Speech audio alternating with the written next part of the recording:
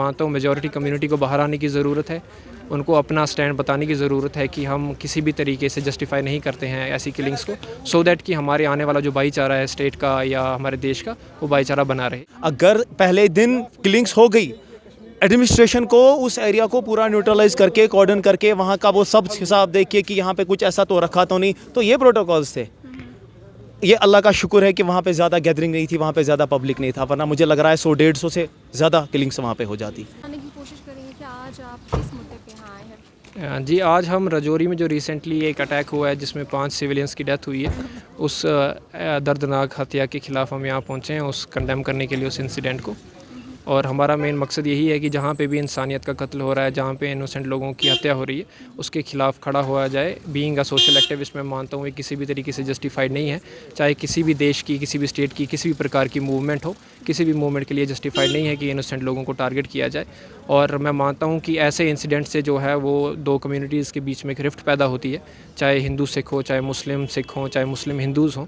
तो 5 हिंदूज़ का कत्लेआम कर देना उनका आधार कार्ड चेक करके, और उसके बाद जो है मैं मानता हूँ बिटवीन हिंदूज़ एंड मुस्लिम्स एक रिफ्ट पैदा होगा, और देश में जो पहले से हालात ख़राब हैं उनकी तरफ और जो देश है वो बढ़ता जाएगा। तो मैं मानता हूँ मेजॉरिटी कम्युनिटी को बाहर आने की ज़रूरत है, उनको अपना स्टैंड बताने की ज़रूरत है कि हम किसी भी तरीके से जस्टिफाई नहीं करते हैं ऐसी किलिंग्स को, सो दैट कि हमारे आने वाला जो भाईचारा है स्टेट का या हमारे देश का, वो भाईचारा बना रहे और ऐसी चीज़ें ना पैदा हों देश में। तो आपको किस चीज़ से लगता है ये सब जो है कंट्रोल में आ सकता है। देखिए, यहाँ पे दोनों चीज़ें, एक जहाँ तक एडमिनिस्ट्रेशन की बात है, एडमिनिस्ट्रेशन को अपने लेवल पे देखना है, क्योंकि इतना पैसा खर्च हो रहा है हमारी सिक्योरिटी फोर्सेस पे, उनको देखना है किस तरीके से इनको वो न्यूट्रलाइज़ करें।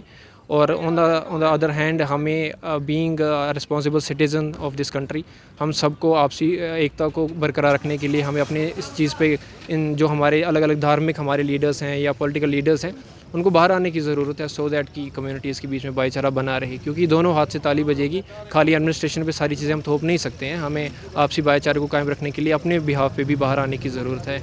और हम एट द एंड हर एक चीज़ का जो सलूशन है वो टेबल पे ही होगा। तो मैं मानता नहीं गन सलूशन है, गन जो है हमें डिस्ट्रक्शन की तरफ लेके जाएगी। तो इस चीज़ को हमें छोड़ना चाहिए और हमें एक टेबल पे आके हेल्दी कन्वर्सेशन करनी चाहिए। तो आप बोलेंगे पहले तो अपना नाम बताएं। मेरा नाम बसारत है, मैं डाउनटाउन से बिलोंग करता हूँ, मैं एक सोशल एक्टिविस्ट हूँ।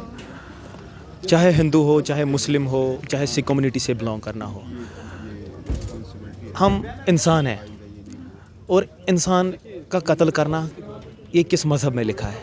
ना ही ये हमारे कुरान में है, ना ही ये बाइबल में लिखा गया है, ना ही ये ग्रंथ में लिखा गया है, ना ही ये गीता में लिखा गया है। ये इंसानियत का कत्ल करना ये कोई बहादुरी का काम है नहीं, ये बुज़दिलाना कायराना हरकत है। हम इस चीज़ पे कंडम करते हैं, हम इस चीज़ पे मज़म्मत करते हैं, तो आगे ऐसा ना हो। सिक्योरिटी रीजंस भी इसमें बहुत सारे हैं। हमारे एडमिनिस्ट्रेशन बड़े दावे करते हैं कि we are having a great security protocols, but ऐसा तो है नहीं, क्योंकि ऑन द न्यू ईयर हम देख रहे हैं कि हमने देखा कि किलिंग्स हो गई, मारदाड़ इतनी हो गई कि दूसरा दिन आ गया, दूसरे दिन आईडी ब्लास्ट होता है।